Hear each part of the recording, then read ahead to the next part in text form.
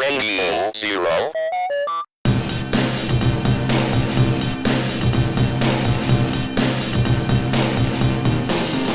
It's Radio Zero with Rick and Rose on this very special Thursday. Oh, good thing Rose, I why changed. don't you tell the people why this is a very special Thursday? It's a very special Thursday because Rick is a full professor. Oh, not yet, but not yet. Why is it a special Thursday? It was a joke. I thought it was a little joke. Yeah. Well, I had to think of something. You can subscribe to the podcast on Apple, Google Podcasts, the other streaming service, or go to radiozero.us. We're live streaming on Facebook on the Radio Zero page, on the Poster Children page. We're on Twitch at PCJCUSA, and we're on the Poster Children YouTube channel. You can patronize us at patreon.com/Radio Zero. Thank you to everybody who is patronizing us. We appreciate it. Yeah. And I did, I think I said last time where the podcast is self-sustaining with the patrons, and I checked, and I've forgotten that how expensive the hosting is, but yes, your patronage is offsetting the cost of hosting and streaming this program. So thank you very much for thank that. you. And because we have so many patrons, we've prepared for you, a lot of information that you'll be really enjoying. I feel like we should be more prepared for these, but it's been a long week. And it's only Thursday. Yeah.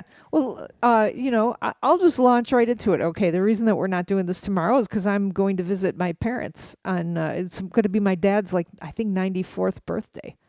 Holy cow! This weekend. Really? Yeah. Oh yeah, 1928. Yeah. Yep. So my sisters and I are gonna all be down in Florida with my parents, and so that'll be lots of fun. We'll see how much fun that is. You're only going to be there for 4 or 5 days, right? No, like preparing myself, oh God, I gotta, in my normal life, I don't have to pay this close attention to how I look and stuff. But okay, make sure that I don't look, fat, so my dad doesn't, tell me to not eat, candy and shit. And what else do I have to make? My mom always wants me to get my hair cut. Yeah. So this is what I'm worried about, is that you're going to get pressured by your mother into cutting your hair.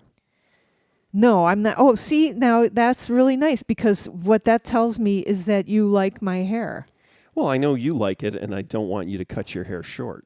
Yeah, Rose, you look really beautiful, you look and beautiful sexy and with sexy with that hair. With that hair. Long. No, but I know. I was saying.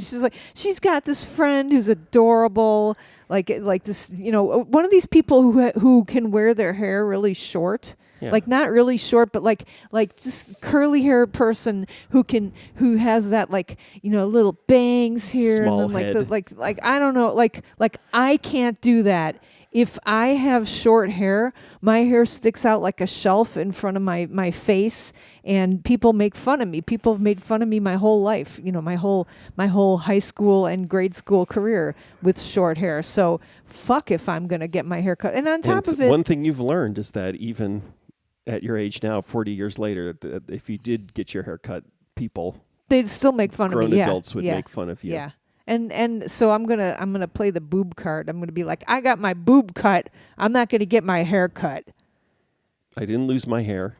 I'm not gonna cut it off. Yeah, there you go. Yeah.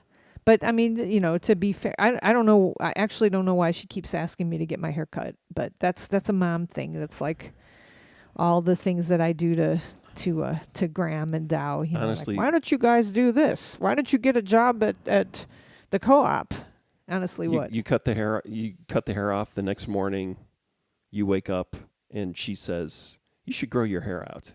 That's true. I can almost guarantee it could be. that would be what would happen. Yeah. Where did that shirt come from? This shirt? Yeah. That's a new shirt, right?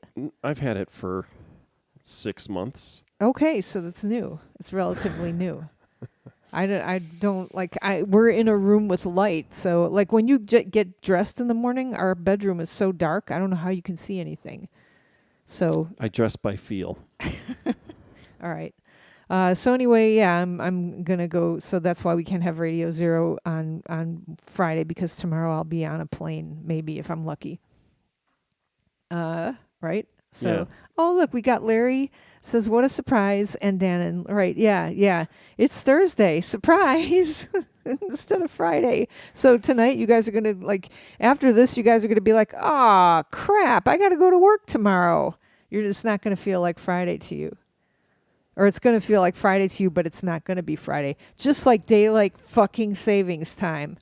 I don't know. I think most people, if they're able to listen to us on the live stream on Friday at 3 o'clock in the their afternoon, Friday is probably about the their same as their Thursday. Yeah. That's probably not true. Maybe it is. I don't know. I just assume there are a bunch of people on their computer working. Ah. In quotes. Yeah, but still. Oh, that's nice. That's good.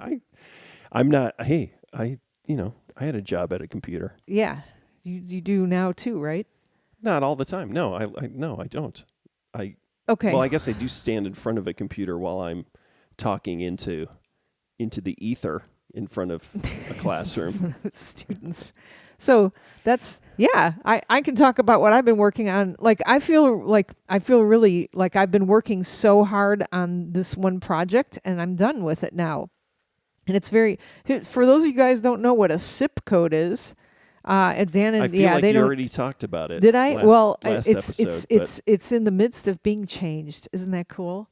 Like it's out of my hands now. I've written a whole this is like writing an argument where I'm not exactly sure what points I need to argue, you know? So that's what was weird. Like, am I gonna have to argue this with people? Like, am I gonna have to say, no, we deserve this code instead of this other code? Or like, is everybody on the same side and we just need to document it? Or like what? It's still unclear to me, but I had some wonderful help from people at the university and the provost's office, and I'm really excited about it. So that'll be good. But moving from like we were fine arts, like we were coded under fine arts -other, and now we're going to be computer and media applications -other. It's still other, which is good, And it is, yeah. But we talked about it, huh? Okay, and it's boring and stupid. No, I don't. It's not stupid. I'm just saying that I do believe we've talked about it already. Okay, all right. Well, but maybe not. Happy to have that done though. So okay, all right. So what do you have? We can keep talking about the zip code. Dannon and Kim Jameson are both in Arizona, and it's 1 p.m. there, and they don't change their clocks. So. Oh yeah, should we start talking about that? Yeah, we may as well talk about that. So listen, fuckers. Like here's what I don't get. I'm starting to realize that I'm an idiot about this. Like I should be more upset that I have to change my clock forward and backward. But to me, that's like magical.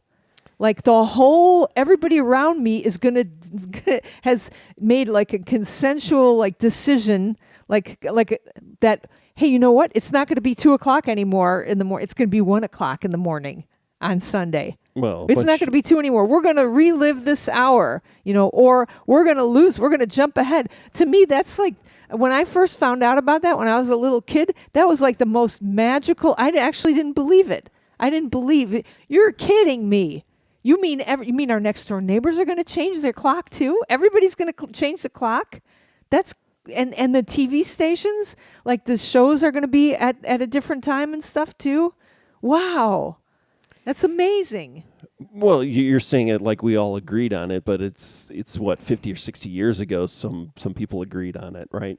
Yeah, but okay. So, but what I'm saying is that we all agree to do it. Like it happens. People voluntarily do it. You're in Arizona or Indiana. Right, Indiana and Arizona. It's not consensual. Okay, all right. So, but the thing is, to me, that's magical. Like that's like, okay, you know what? We're all going to live in the next person's house. Everybody rotate one house to the left. I mean, to me, or you know what? It's not going to be winter anymore. It's going to be spring, and then it's going to be summer. To me, it's really neat. Like I can actually change my clock, and then everybody around me has decided, that class is going to start at this new 9:00 now. It's a pretty radical notion, actually. And so even just the beginning of time zones and everything, it's just understanding that up until the railroads kind of made time zones happen, everybody kind of based their clocks off of the sun. Like even here in the United States of America, right?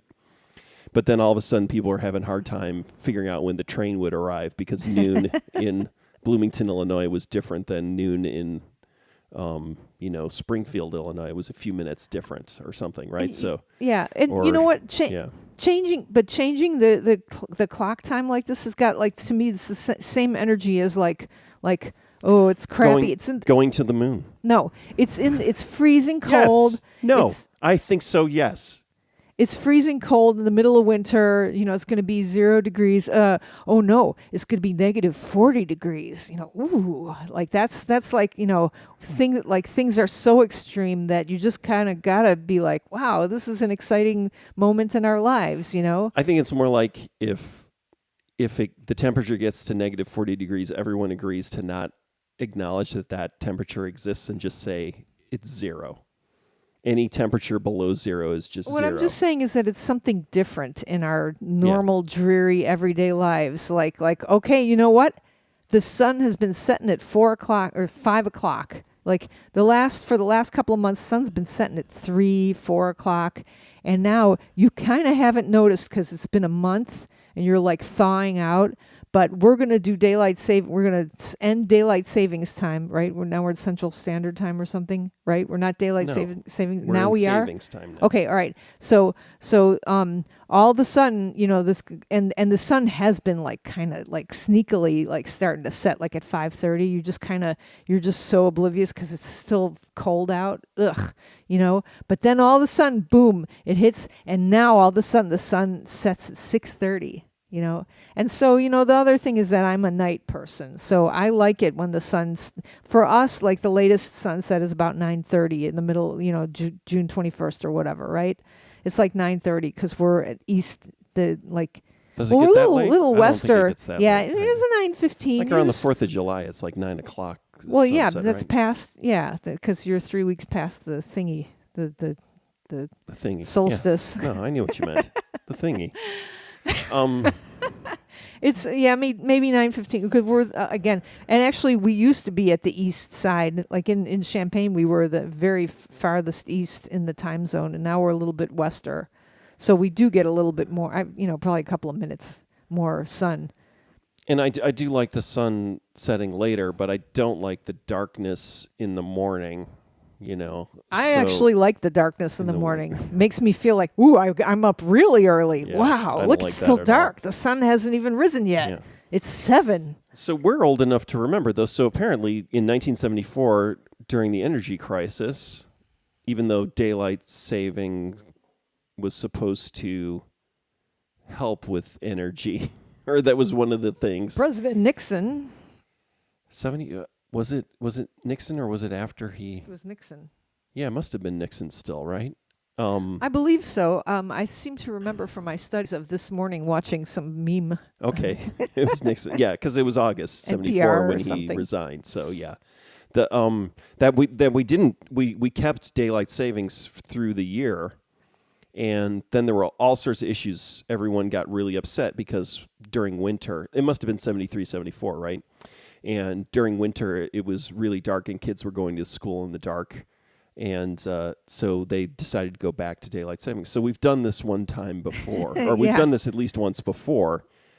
Although daylight saving time was extended, right? It happens, it happens earlier now, right? Yes. That happened just 20 years ago? I don't know. But my thought, which somebody just wrote in a New York Times op-ed before I could get on the podcast, but you heard me say the same thing, was the solution for this, which is keep daylight savings, or just don't change the clocks, but then change school start times.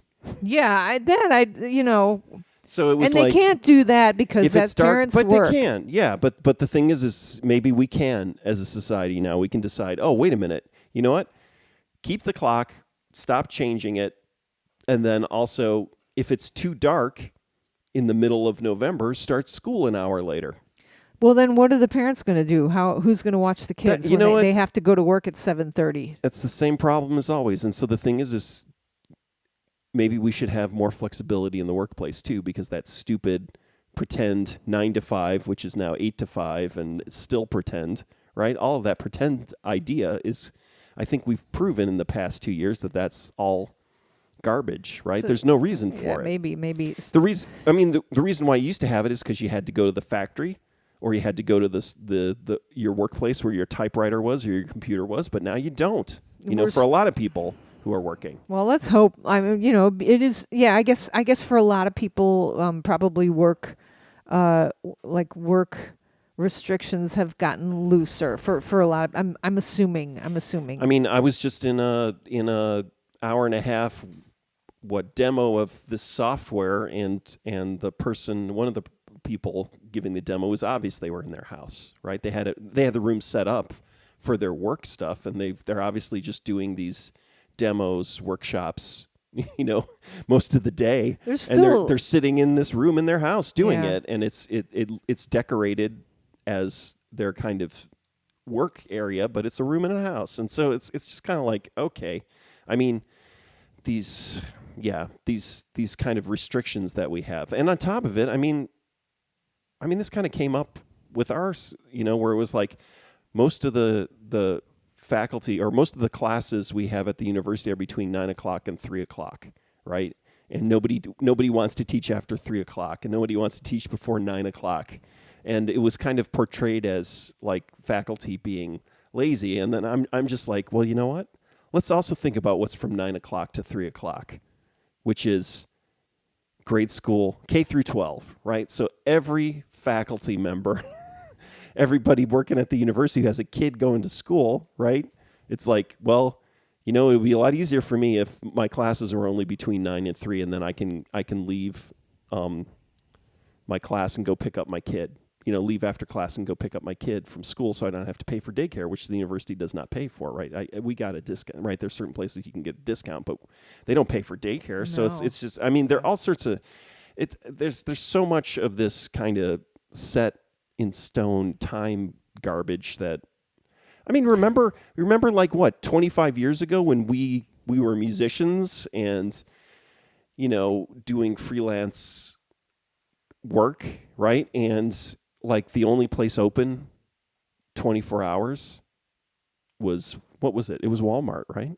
Yeah. It was like you can do anything after 6 or 7 o'clock at night, unless it was a rock show, right? It was or a bar, and it was like everything else closed down. And now it's like, oh no, you don't have to be constrained to these very specific hours, because that's not the way our society functions, We're 24/7. Exactly. So our pediatrician was on the radio today on NPR talking, because local news people had asked him about, is it bad for kids?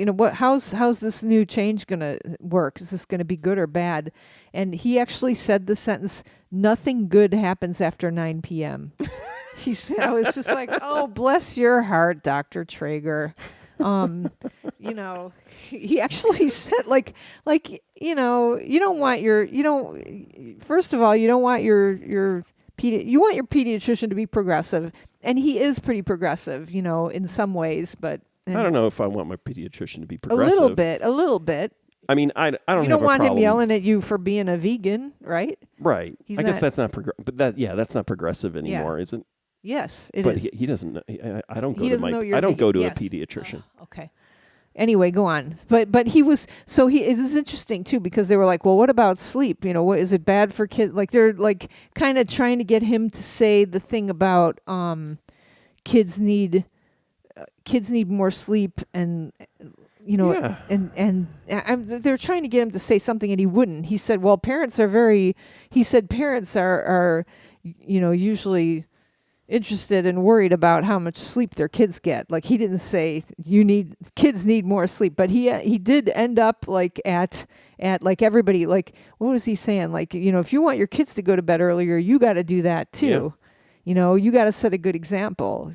And honestly, I mean, yeah, I mean, if you actually followed your body and the planet, right, as a living creature on this planet that's lit by a sun, by a star, and you wouldn't, yeah, but we have these giant light blowtorches in our faces constantly, like we have our lights Phones, on, you our mean? phones, our Yeah. computers, Yeah. but even just the household lighting, right? So it's just messing everything up. I don't. Right? I don't believe that. I So- think we all have different circadian rhythms, and we've gone over this a million times, right? Like, Well, I always remember there was like a story about the guys who lived in the cave, the French cave, and they studied their sleep patterns. They went into this cave for months at a time, and their sleep cycle went to 24 hours on, 24 hours off. It was something crazy like that, where they had absolutely no, like, so you could say, well, yeah, your natural circadian rhythm is that you stay awake for 24 hours and you sleep for 24 hours, because if we stick people in a cave for 3 months, they're going to follow that sleep cycle. And that's not true. That's what that is that the sun, you're directly linked to, you as a animal on this planet, evolved with this sun, and your body is attuned to this sun, right? This electrical, Probably, yeah. all this electrical lighting is relatively new, right? Yeah. And so it's going to mess with Well, your circadian rhythm. And So so you're maybe saying- you have a different circadian rhythm, but Yeah. it's not. Maybe it's that people need to sleep more than other people, which I think is true, right? But I don't think that's connected to the sun. Well, so I mean, my whole like the only take that people haven't heard, because everybody's talking about, oh well, the school buses and the kids are going to get mowed down. Well, that's what happened in yeah, I know. '74. Is there? Yes, But now, of course, I'm sure kids got hit by cars all the time. In the old days, Yeah. because people were smoking and drinking, even more, and doing just, coke and flying 74, planes. yeah. Okay. Oh yes. It's I like 70s. I like to think of it as drinking and smoking and driving. Yeah. Yeah. Cars. Driving their kids to school. Like, yeah, the classic 1970s mom with a drink in one hand and Yeah. a cigarette in the other, and Is it steering coffee, the with her drink? knees. Is she have coffee in the drink, Yeah, or a little like Irish coffee, little maybe. Irish coffee? Okay. All right. So no, but the thing is, like, I don't understand. I feel like a crazy person because I really like to change the clocks. I'm like, wow, it's a totally different. It's like reset. I really like that, and I can't imagine why people wouldn't find that like just wow, really exciting. Well, I feel like it didn't have a huge effect on me because I've been waking up early and haven't been sleeping much. So, But don't you remember, like, when we switched to daylight savings time, and you're like, "Oh, we're gonna fall back," or I'm gonna for lose you, an hour. we're gonna I lose gotta an wake hour. up But earlier. Yeah. in fall, you're gonna gain an hour. Isn't that like, we get an extra hour? that's too long to feel any kind of that's a long-term payoff, right? It's Anyway, like, oh, I'm glad at least I was like, oh, which way are they going to keep it? Are they going to keep it so that like the sun sets at 7:30 now in the evening? But no, it's like, thank goodness that they. And then all the experts say that we should do it the other way around, so we have more light in the Right, yeah, at 5 in the morning, so we can get you up wake because up, so it's so because you can go and work. wakeliness is next to godliness. But if you look at those, I'm trying to remember the guy who made all these time zone maps and daylight savings time maps, and kind of like you can change like where like when's a reasonable time that the sun has to be up by, and when is a reasonable time, like the latest or the earliest you want the sun to set, and you kind of set those, and then it shows you a map of what different time sort of zones and settings, how it affects that. And if you look at that with our where we're positioned in our time zone, the whole daylight savings time, the switch is actually, it maximizes our sunlight basically, like normal human hours, right? Whereas the farther west you get, the worse off you are, right? And Yeah. so, and if you start looking at it, it's like, okay, Boston is kind of screwed, but then you see like New York is on their edge of their times, in the kind of ideal spot, and then Chicago's in an ideal spot. LA is not, like the West Coast is not But like Denver, yeah. If you start looking at those maps, it's kind of like, oh, okay, so this is almost like a big city rural thing in a But way. like, so with sleep patterns being disturbed and stuff from daylight savings time, I heard some kind of critique about this. That like on the west sides of time zones, that like cancer rates go up and like people are sicker Yeah. and stuff. And this is like it ends up being in the rural areas and stuff. Hi, Danny. Well, Using the time change as an excuse for joining late. That's nice. That's funny, but it was actually yeah. like, I mean, I guess that I mean, if the numbers show that, I'm sure it's all. I mean, the thing is that if we're spending all our time or a lot more time, I mean, I think we should go. We shouldn't go with daylight savings time or without us. We should go with the sun, right? If you actually want to do something that's good for your life and your body, is you build your schedule around the sun. But you don't want to do that. You've had enough life where you could do whatever you want, and you don't want to wait. You didn't end up waking up at 5 a.m. with the sun. You ended up like when we were musicians, we wake up at noon. But that was because we were in this artificial environment, right, with all the light. Like we could just sit there with the lights blaring. Yeah, but when we weren't on tour, we'd wake up around noon. Well, it's not like once the sun went down, we just sat in a dark house for 6 hours after the sun went down. It's like we turned on all the lights and we were in a bright environment, so we could just push and fight, and also fight the natural cycle. All right, okay. Let's move on from this. We'll agree to disagree. You don't like that talk. Well, not from you, because I thought you were talk. on my side, like of like I thought you were a night person, but it turns out you're one of those. I used to be, but now I don't know. I don't sleep as much. I got the old man sleeping habits. All right. So what have you been watching? And it's not even the pee thing, right? Yeah. So I don't have to wake up. Like I'll wake up at like 5 a.m, and it's not because I have to pee. It's just because my brain is done sleeping. It's because you know that you got to wake the kids up and get them to school. But maybe, it could be an old man thing. Because I'll in the old days, I'd go to sleep and sleep until my alarm. I wouldn't wake up. I'd just conk out. Yeah. Okay, so what have you been watching this week? Watched the super gay Andy Warhol documentary. I'm saying that in a nice way, right? It was interesting, the Andy Warhol diaries. It's just interesting to hear about him as a actual. I think that's the approach they're taking is that he was an actual human being, right? Not a robot, not an asexual robot. And so that was really interesting because I hadn't read the diaries. I mean, the diaries came out 30 years ago or 20. It came out a long time ago, and this is taken from that. But just the idea that he was. Well, that one thing I was talking about where it was like he was with this guy who had some kind of relationship. There's nothing clear, though, even about these relationships. But he had long-term relationships with men.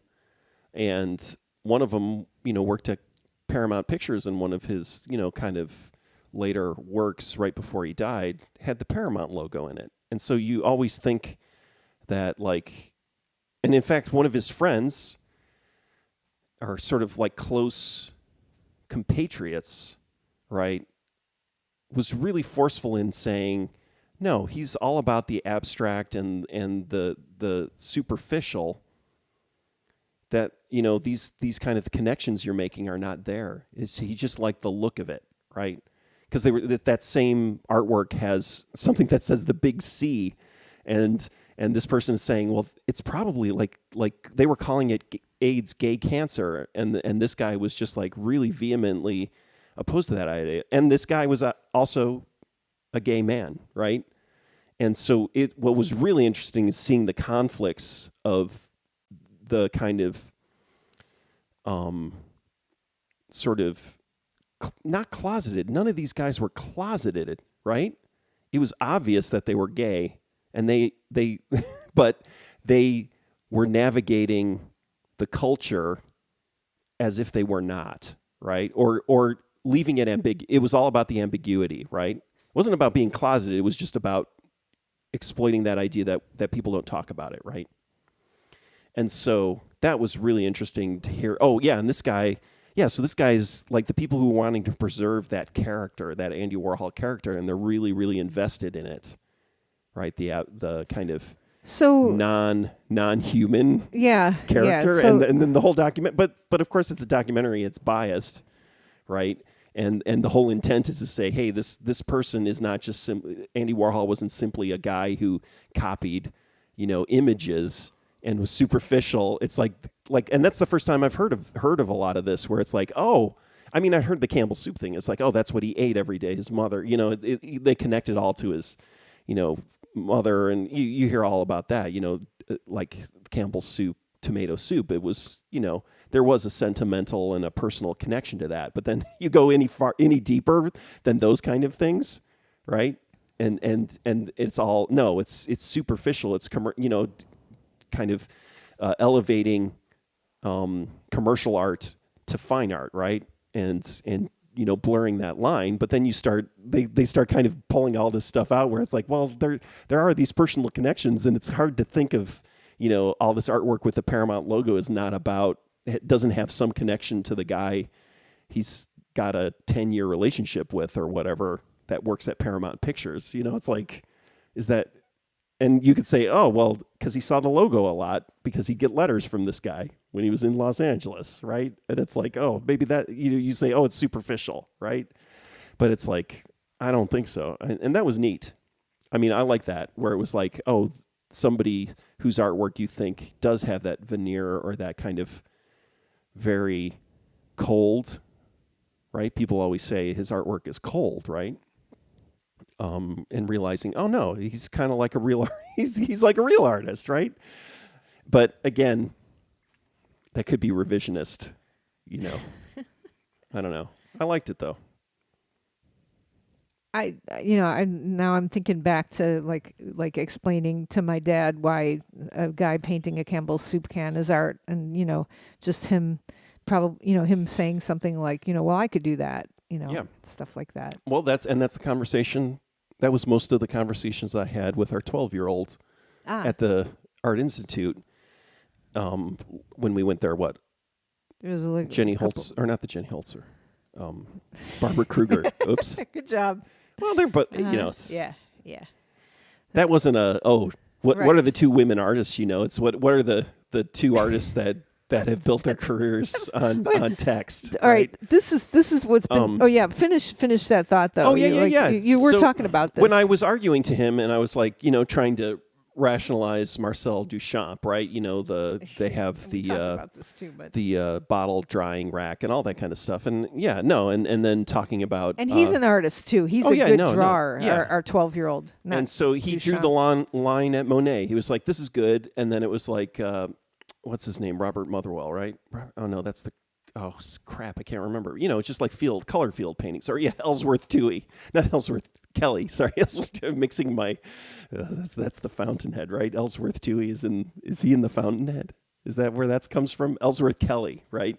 Where it's just color fields. There's a Tui in the Fountainhead. I think. Yeah. Ellsworth Kelly, and he, our 12-year-old was just like, nah, no, you're not going to convince me that this square of red is art, right? And at that time, though, and I was explaining everything, but that was the first time I felt like I'm the old guy fighting and trying to, sort of uphold this old standard, right? And the old standard was for immateriality, all conceptual art. Yeah, all the pop art, Well, conceptual art. You're used to that though. Like kids these days, they want to listen to the Beatles and not people But I felt like screaming. I was talking from the edge or from the avant-garde perspective. Yeah. When I've talked that way, but now I feel like I'm the old man trying to hold the line of the old way, and there's it's like that the guy from Portland doing the on Saturday Night Live doing that it's like a skit where they're at their kid's wedding and their band, the dad's old punk band is going to play a song, like, and then they get in there and they just start screaming and stuff. Who's that guy? what's his name? Yeah. He's not from he's from Chicago. Oh, is he? Yeah. Okay. But Anyway, he did a show called Portland, right? Portlandia, Portlandia, right? And so somebody will tell me who that is. Fred Armisen. Fred Armisen. Okay. So it's like that. All right. Yeah, it is kind of, right? I think, but it's different because we're in a there are no movements anymore, right? Or change. Like, I don't think there are any kind of trends or You got cycles or everybody evolutions. is. It's just everything. You have access to everything in every era, and it's buffet style. And so everybody's famous for 15 minutes. Exactly.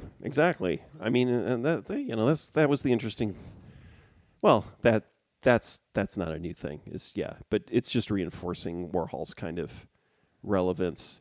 It's like I haven't seen a documentary about Warhol or a book about Warhol that's been written since social media, right? And this is a documentary where TikTok exists now, and so when you do a Warhol documentary now, instead of them talking about like blogs or reality TV, they talk about TikTok and they talk about Warhol. So it's that's what's fascinating is he is, he's gonna be. You realize, he's gonna be a universal. He is going to just keep existing as a reference point. It seems like he's more. I would say he's more relevant than Picasso. Oh, I was right? going to say Duchamp. Duchamp's pretty relevant. Yeah, now, Warhol is more relevant than Picasso. I'm not talking about importance. I'm talking about how you can just take, if you want to pluck an artist out of the last 100 or so years, out of the last century, and use them to talk, recontextualize them, right? Yeah. And use them to talk about what's happening now, right? I don't think Picasso's that usul, right? I agree. Warhol's super useful. Yeah. Whether or not that's a good or a bad thing, and whether or not that means he's a great artist or not, I'm not even talking about that. I'm just talking about how he really, and my thought is simply that he just had the money and time to take, like in 1974, I couldn't afford, and very few people could afford to have an SX70 camera and take hundreds of pictures, Polaroids with it, right? And he could, and so that's the reason, he's was on the cutting edge with all that kind of stuff. Because he did a lot. He produced a lot. But also he could afford it and had the privilege to do it, right? He was an artist and he had money, and he could do the things that now we can do with our cell phones, right? Our smartphones, right? Have a camera with you and take unlimited pictures, right? Yeah. That wasn't an option for most people and even most artists. Danny Ingram is saying 50 years ago. Wasn't Brendan the drummer in the Dad Band? But like our Brendan? No. Oh. Which Brendan is he asking about? I asked him what Brendan he's asking about. Oh, Brendan Canty. Yeah, I can't remember. We didn't know. We probably didn't know that. No, I'm trying to remember who was in the band. Yeah, it's been a while. That's like a 20-year-old sketch now, right? No, it's not that old, I guess. But anyways, that's I don't know why, but you made me start thinking about. Well, okay, so then I started thinking, oh well, who's the artist that you would pluck out? Who's the musician or the band that you would pluck out to recontextualize or like explain all of? Would that be the Foo Fighters, Rick? Or and so our 18-year-old I saw just drove. Dairy Queen man just drove to his new job. Dairy King. Dairy Prince. The Dairy Prince of Bloomington Normal. The Prince of Dairy. But he would say MCR man. I like that Chuck Klosterman thought experiment, which is, after, in 100 or 500 years, what individual will embody rock and roll, right? Oh, yeah. So who's going to be the Beethoven or Bach? Have you been reading the book? No. It might be that essay. So Danny Ingram says the Pumpkins. Yeah, exactly. You're excommunicated. It's a great. It's not going to be the Pumpkins. In the new book. It may be in the new book because it was an essay somewhere It's in the going to past be like 5 the years. Foo Fighters. No. He makes a really Nirvana. persuasive argument that it has to be an individual. It can't be a band, right? Because right. we like individuals, right? So that eliminates the Beatles, and then I think he analyzes Paul McCartney, and then he talks about Bob Dylan. It's really interesting, but he winds up, and it's not whether or not it's right. It's just his thought process is really fascinating about how culture gets recycled, and then the reductionist kind of idea of history, right? And he winds up with Chuck Berry, which I thought was really interesting. But because Chuck Berry, does embody a lot of Elvis was obviously the other one, right? And so maybe it's wishful thinking, but because Chuck Berry was African American too, Zappa. right? Yeah, Zappa, right? No, Frank Zappa's Kanye. No, I don't think so. Yeah. Right? Maybe for rap, right? Who is so it? you could do I think it's a separate thing.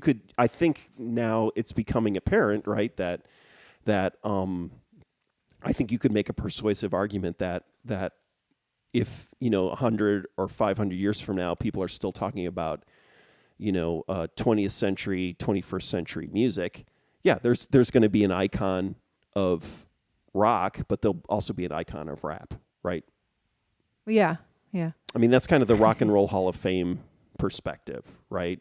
Which is like people have the Rock and Roll Hall of Fame perspective, which Dolly Parton just pushed up against, right? Which is that, rock and roll encompasses all these things, right? And so, we should be letting rap artists into the Rock and Roll Hall of Fame and everything like that. But what really should be happening is we should be acknowledging that rock and roll is not monolithic, right? Or is not the dominant force. It was a fad or a trend. Rock and roll's dead, or an era. man. It was an era. Dead. Yeah, it is. It is in a way, right? It's not the cultural force it was, right? And by just like, and it's in some ways it's presumptuous to start putting your arms around, Dolly Parton and country music and rap music and saying, we're going to let you into the rock club, whereas it is actually kind of, the more I think about it, the more I'm with Dolly Parton, where it's like, she's not the reactionary one, right? She's not the one saying, well, I'm country. I've never made a rock record. My husband wants me to make a rock record, but I've never done it, right? And in some ways that sounds like, if you think about it from a 50-year-old perspective, it sounds like, a country person like dismissing rock and roll. No, but it didn't sound like that from me. Yeah, me at no, all. no, I know, but other people might yeah. think of it in that way, whereas what it is kind of like, well, you know what? You were on top for a while, rock and roll. Right, But exactly, yeah. You went from being, this African American folk, sort of extension folk music, right, in a way, and then it got co-opted by white people, and then it was sold, and a massive generation bought it all, right? And now but that doesn't make it the be all and end all and dominant force in music forever. Okay, all right. I got Dan and DeCock here says, are we talking about the Portlandia punk rock reunion skit? That was Armisen with Chris Novoselic, Henry Rollins, and Brendan Canty. Okay, no, we're talking about the Saturday Night Live wedding reception. Yes. Yeah. Father of the bride's band and or something. Sarah Garibaldi's in here with Mark Lanigan. And I would just resend you the picture. So I was in a store earlier today, and there was a mug with Princess Leia doing a double bird, flipping off like two fingers, whereas I only have one finger in my picture. This is a cartoon of Princess Leia. So I would send that back to you again, Sarah, for that. Mark Lanigan. He's dead. Danny Ingram says, love Dolly. Was listening to her today. She's a national treasure. Yeah. Yeah. She's great. What I'm fascinated by is her husband. She has a husband. She's been married forever. And he's like a secret. Like, she has somehow kept her husband. Like, there are very few pictures of him, but they've been married forever. It's amazing. And it's like you never hear about Dolly Parton's husband. I get that mixed up with Coal Miner's Daughter. Yeah, exactly. Loretta Lynn. Yeah, and it's like... and which was a good movie. Like, I somehow accidentally saw that movie when it came out. Like, not in the theater, but like, HBO probably was like the first year HBO or something. I don't know why, but I saw it on a TV, and I was like, I couldn't take my eyes off of it. It's It's conflated now in my mind with the Dueling Banjos movie, but Deliverance. Yeah, Deliverance. Thank you. So my memory, I always have to say, my memory of Yeah. Coal Miner's Daughter is my family went to Europe. It must have been 1980. It must have been when we went to England in 1980, and I guess we must have flown on Lufthansa for some reason. The pilot was German, and the movie for tonight is Coal Miner's Daughter with Sissy Spacek. Oh yeah, that's right. Yeah, you always say that. So I always say, whenever I hear Sissy SpaceX name, I say Sissy Spacek. Danny Ingram says he knows Mr. Parton. He says I could claim to be Mr. Parton. Who would know? It's really. I just remember reading an article where she mentions it, like they talk a little bit about it, like yeah. You just it's fascinating that someone that famous, right? Okay. So someone who's like massive icon and has been married, I think it's like 50 plus years. Okay, and so And, like normally you'd she have never talks about him. Yeah, she'd be she'd be okay. Well, normally so think of another woman icon like Marilyn Monroe. You'd know about Joe DiMaggio. You'd know about her Arthur Miller. Yeah. You'd know about Dolly's illicit affairs, right? Yeah. Right. Yeah. Yeah. So she's just she's not. Yeah, she's not. She's a nice lady who's been married to her husband for 50 years, right? Yeah. She's not someone who's been divorced 100 times. Yeah, I made it sound like that. That means you're a bad lady, right? She's a nice lady. She's been married for 50 years. Good for you. I sound like a very judgy Southern woman. Larry's saying here that he watched The Rose a few days ago. Pretty decent, loosely based on Janis Joplin. Yeah, boy, that I remember seeing the preview for that when I was a kid, and it scared me for some reason. You know what it's a Bette Midler. Yeah. Never watched it though. Okay, so completely shifting gears. I watched something this week on the TV. It was Fahrenheit 451, and we all made jokes about how like I was like, yeah, I never read that, and Graham's like, ha ha ha, and then I was like, but I'm listening to it now, and he's like, ha ha ha, like I felt like that's that really was the really joke funny. I made, that's the but joke. yeah. Oh, was that you? Okay, yeah, but well, you guys have the same sense of humor. Yeah, and the same Unfortunately. voice, sort of. But that was terrible, and so I'm continuing listening to it now. And you know what? I remember I must have seen part of the old movie or something like that. Wait, who did the old movie? Was it Francois Truffaut? It's his first English language movie. Yeah. It's not great. It's not great. No, I know. Well, I think it's now I think it's So I think the HBO movie that was made a couple years ago, and I like and the actors in it are amazing, right? It was an amazing cast, but I think it's an impossible. Just watched? Yeah.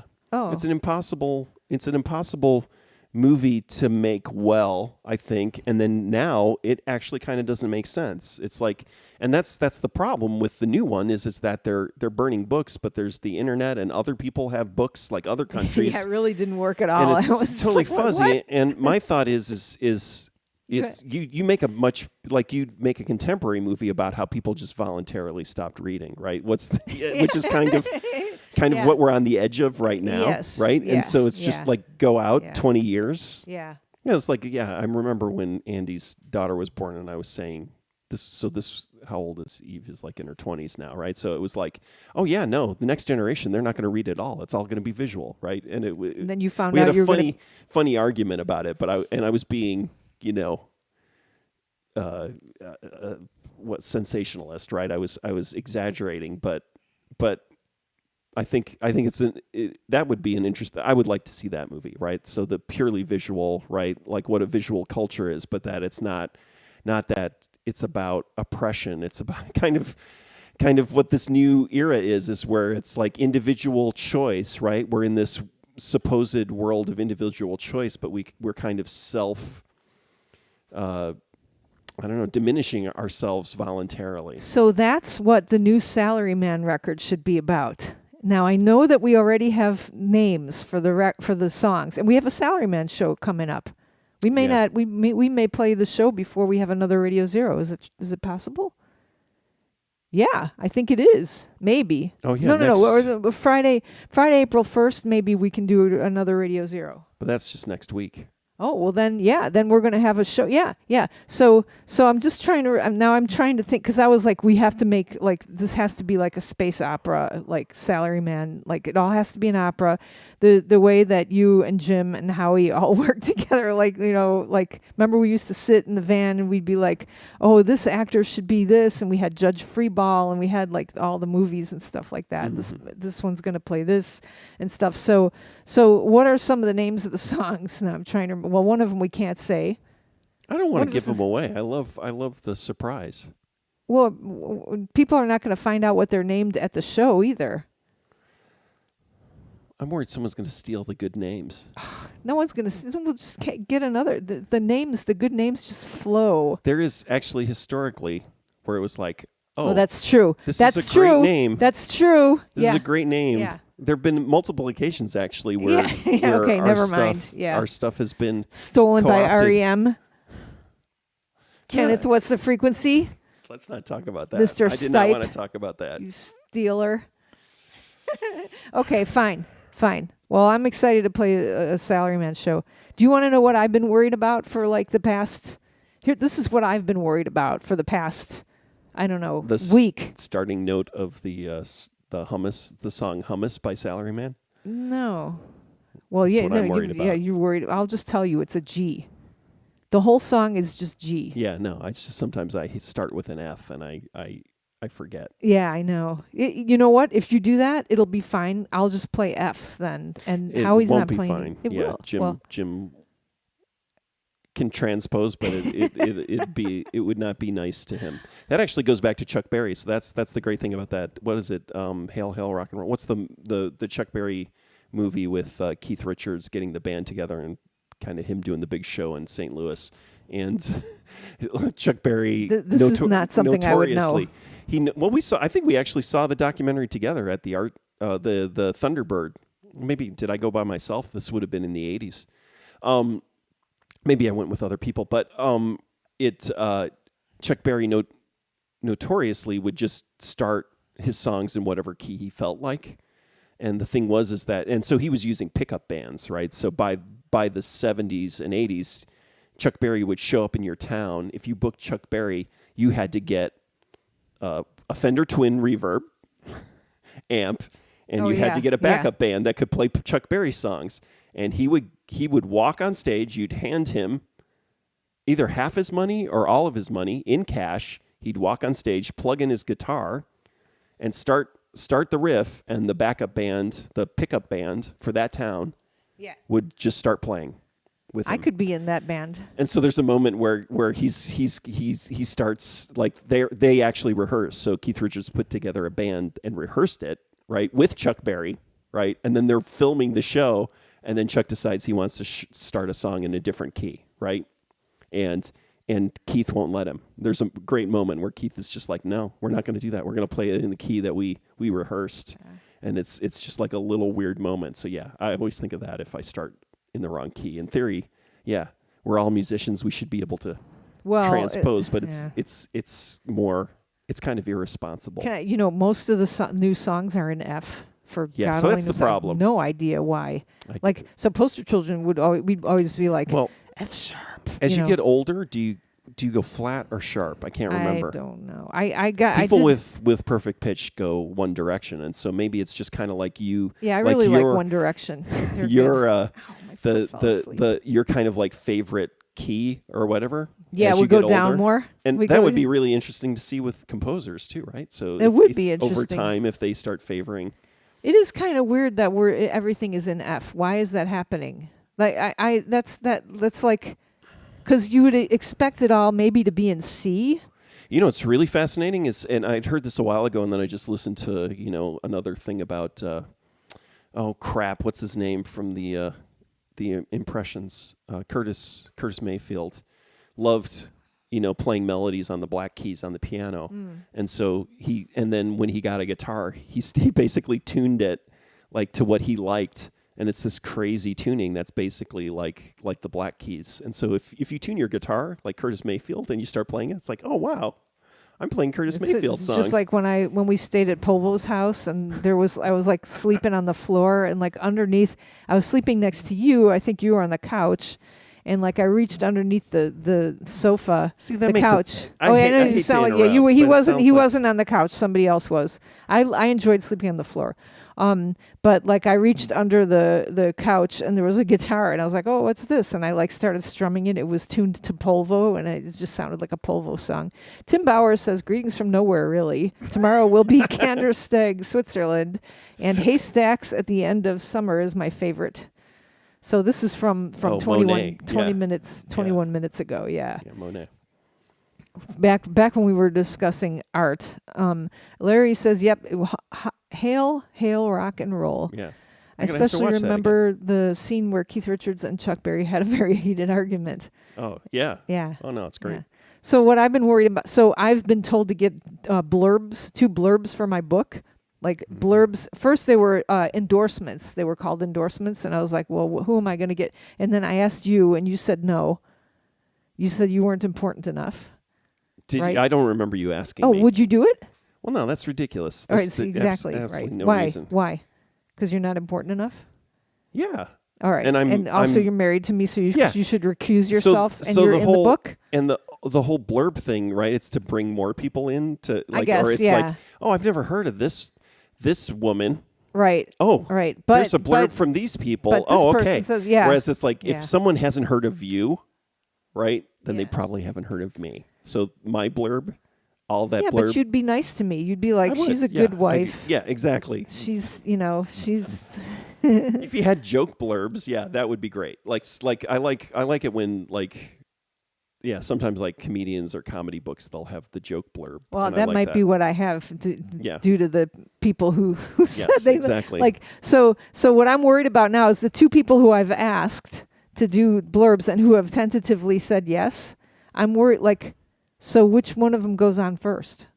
Holy Like, who gets their name first? alphabetical. Do it alphabetical. That's always the answer.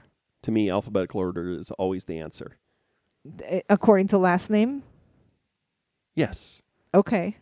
All right. Well, I don't know if I would have even a choice with that, but so, and one of them agreed to do it, but yeah, Danny Ingram's asking who they are, and now I'm afraid I probably don't shouldn't talk say. about it until Yeah, I shouldn't say because they're just tentative, and they're like really busy people, but one of them is Billy Corgan.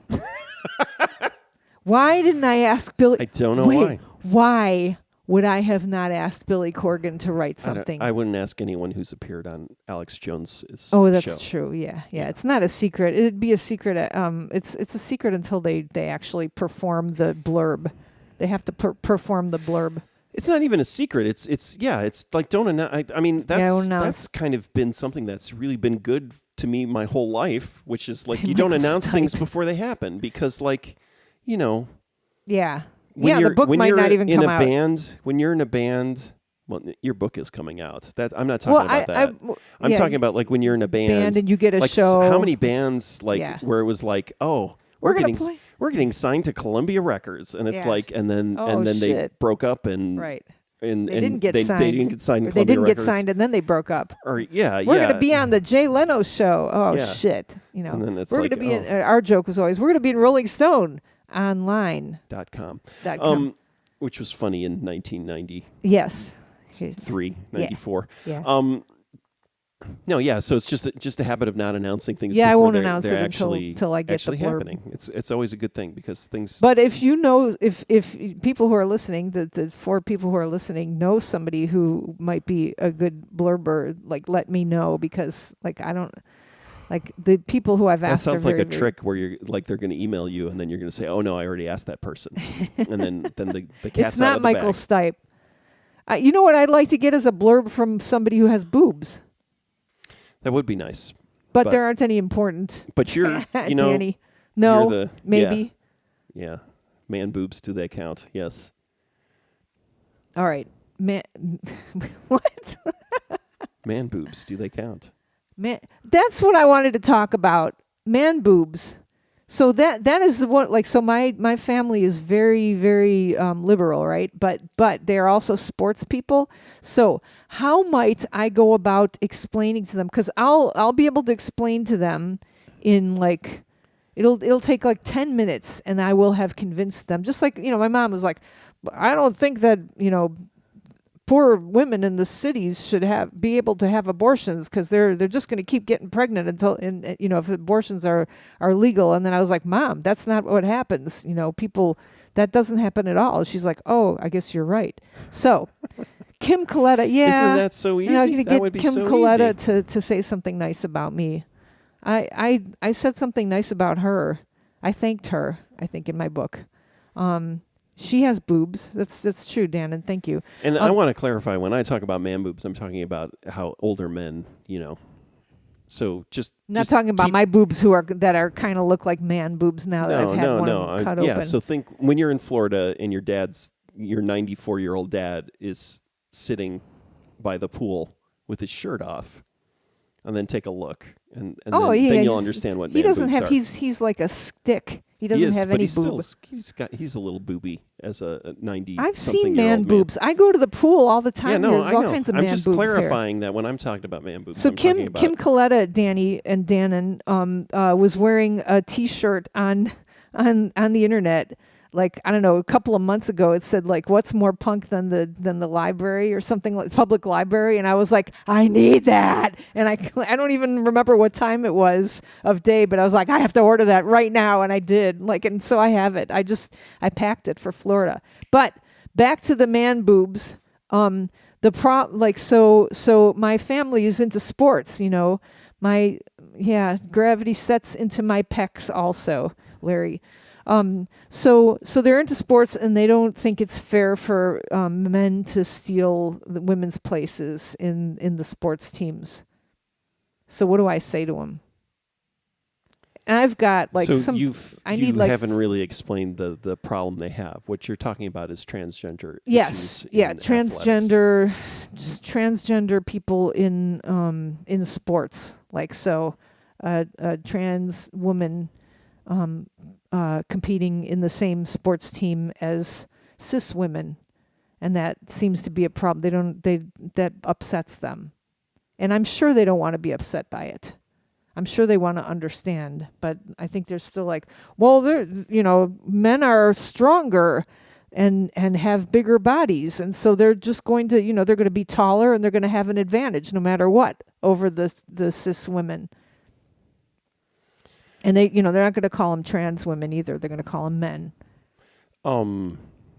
So I think the first hurdle is to get them to understand that they are women. But then, because I was just doing a little research on some old high school buddy of mine. Apparently, I still have like a couple of token Republican friends on Facebook, and I don't even know. Actually, I think it's not a high school person. I think it's a U of I person. It was just like, men shouldn't compete with women, and it's like, well, it's not a man. It's a woman, and it was like the skeleton says it's a man. The skeleton. Yeah. Oh, that's interesting. Is that what they test? It's like when the Russian athletes. No, they were testing. I don't know. They test their man levels, boobs. Right? Yeah. Yeah. So what do I say? What do I say? How do I argue with my? I'm not the one to talk to. Talk to your woke 18-year-old. He's got he had a pretty good argument. Oh, did he? Okay. I mean, right. I honestly don't care. Is my problem where I'm like, I don't really feel like sports is that important. Yeah. So for me, it's just kind of like that was do I really want to even invest the amount of time in building up a persuasive argument or doing the research when it's honestly I'm just not a sports person. I don't really feel. I'm glad to hear and no you offense, I know people love sports and it's an important part of their lives. It's just I feel like when people get super intense about it, like in these situations, where it's kind of like I don't, my kid's not going to be on the A-list team because of this person who, is undergoing, gender reassignment surgery or it's the same argument as quotas though too, right? Yeah. I mean, I think what's important to me is that, and it's been 50 years where women's athletics, is given equal sort of funding and attention and support, right? Yeah. I mean, and Larry suggests Graham gives the blurb for my book. Yeah, he'd be good blurbridge. I'll ask him. I kind of know what to say anyway. Like I started with, well, do you want women to be equal to men? And they were like, well, yeah. Oh, The most amazing thing is like, what was it? 1960, was it in the 60s or the 70s when that woman ran, was it the New York Marathon? She ran it in secret. And then when they found out she was running it, like officials tried to drag her out of the marathon. It's like 50 years ago, even the idea of a woman running the New York City Marathon was like women impossible. are lighter and faster than men, right? She would have the advantage, wouldn't she? I don't think that was not the issue, right? It wasn't that. I don't think a woman has won the New York Marathon. I mean, I think they divide it up, right? Still, I think by gender. But it's kind of like, yeah. I mean, these are. I'm astounded that we've gotten this far without. Like, I'm still amazed that 50 years ago that was a problem. But I guess it's been 50 years, and so now this is the new problem. And 50 years from now, people are going to look back and go, "Wow, why is this a problem?" And to me, that's what it is. It just seems like, to me, it's like I can see 50 years from now this argument seeming really, really, kind of casting a bad light on people who are like differentiating and say, well, if you used to be a man and now you're a woman, you can't compete in the sport. That just to me seems petty and wrong. See, I knew that you would have. I knew. I don't have an argument why. No, though. but that's a I haven't nice thought argument. it through. It just but that's the problem is I'm just going with my gut, which means at some point my gut, as I get older, is going to be wrong. Danny's saying, it's a generational disconnect. Yeah. But in this, it is, because our 18-year-old understands it. Yeah, and you were talking about too, like, even our 12-year-old, soon to be 13-year-old, carries a purse, has earrings, identifies as a male. I think, but I mean, I don't think it. I haven't heard. All his friends are theys and thems and stuff, but I don't. Maybe we're moving towards there not being. Yeah. I mean, and if you think about it, I mean, yeah, like what I was saying, individualism, right? It's this individualism, but kind of mixing it together with, we've still got to work together collectively, right? Yeah. Collective individualism. That's our new experiment, right?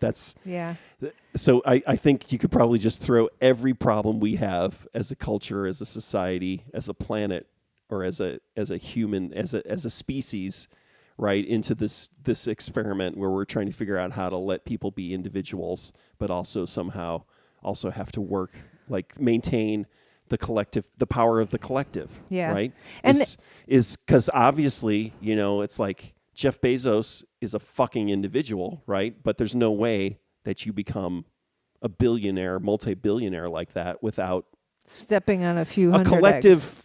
Well, no, without some kind of collective system, right? It's not like he went out into a forest and manufactured $1 billion, in a you have to get it from other people. In a mine. And I want to mine. clarify something about this. Isn't like my family is like extremely, extremely liberal.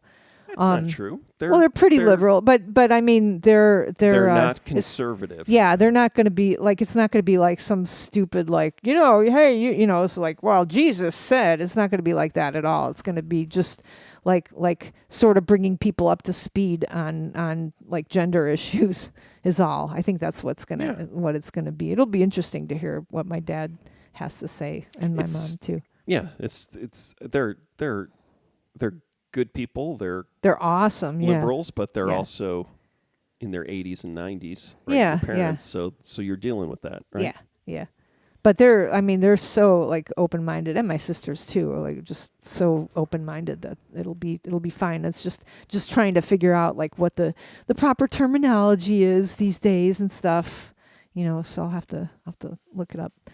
All right. What? Nothing. What do you? Yeah, I've got to. I feel like it's Trans is potentially. trans. Danny says this. Trans is the new frontier, challenging liberal mindsets. Yeah. It's exactly true. Yeah. It is exactly true. I heard a really interesting interview. What was it on? I think it was on NPR, but or maybe it was just an article. Someone what is it called? Like full life? It's like, it's basically what people have been talking about is people who are sort of universally pro-life. So they're anti-abortion, but they're also like, oh, you've got to make sure that people don't die in poverty. Right? So it's like you're pro-life so you have some markers of being a conservative, which is that you are against abortion, but then you have markers of being a progressive, right? Which is that you want people to be fed once they're born, right? Right? Yeah. You want them Yeah. to you want everyone's life to be every human life to be improved, and it's like, okay, yeah, we're going to be going through a massive reconfiguration, and so that's going to be a scary part for us, right? Is because I feel like we're progressive, open-minded people, but as everybody starts tinkering with the rules and the definitions of who's on what side, right? It's like it's not going to be so easy, or the rules that we have set up as, Gen X punk rockers are going to be totally torn down, and reconfigured. And half of what we believe is going to be on one side and half of what we believe is going to be on the other side. And we're going to be negotiating that too, right, as we get older. So I'm really interested. Danny has experience with trans kids. I won't read I won't read what he wrote here, but you can read it on the Facebook page. Then Dannon says he was once asked to recruit some people to provide blurbs for a book. Of the 3 people he recruited, 2 of them agreed, but had him write the blurb for them. They reviewed and made one small tweak, but when the book went to print with his 2 blurbs on the back cover, he hasn't really trusted blurbs since. Yeah. The people who I've asked are not the type of people who would let me write that for them. I can promise you that. Like, yeah. But they're also like, they're my idols. So, although I did ask Rick first. Yeah. Yeah. And he said no. So you shouldn't trust her completely. Yeah. It's, Yeah. Okay. right. Anything to say about the new black woman who might make it to the Supreme Court? I think she's going to make it, right? Black I did not expect to turn on the radio and hear somebody questioning her about pedophiles. But then I didn't expect it, but then I was like, oh, yeah, there's an election coming up. I should have done this Facebook post is like, oh, I'm just waiting to hear someone say, you're an amazing person. You're an amazing symbol of how this country is great, but right, which is like all the it's just classic. Like the Republicans like just say, like super positive, and then just do the but, right, and then just go deep into but undermining, right, just doing all the things. And it's just it was just like, so I'm not really listening to it that much because she did tell a great story. You have to just go listen to it about her being on Harvard Yard, being at Harvard, and a stranger just makes a passing comment to her. It's really, really touching, Okay, it's a really touching story that I don't feel like I heard it live, but I haven't heard it on the news, because it gets overwhelmed by Lindsey Graham and all those other jerkwads, trying to figure out a way to, get themselves in place for 2024.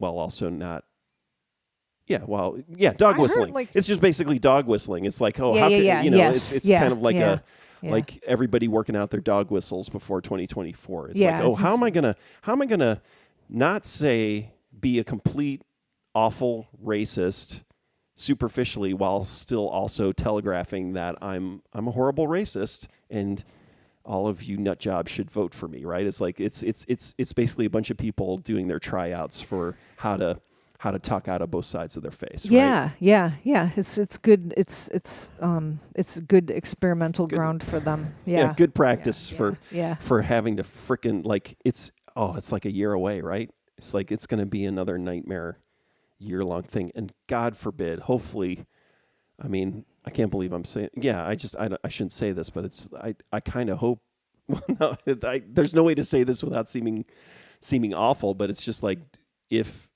Joe Biden is not the candidate, that's Kamala Harris, I may have to just go dark for 2 years. Interesting choice of words. And not listen to any media at all. I mean, I may have to just go because on. you think it's going to be Kamala Harris against Herr Trump, or no, anybody. Yeah.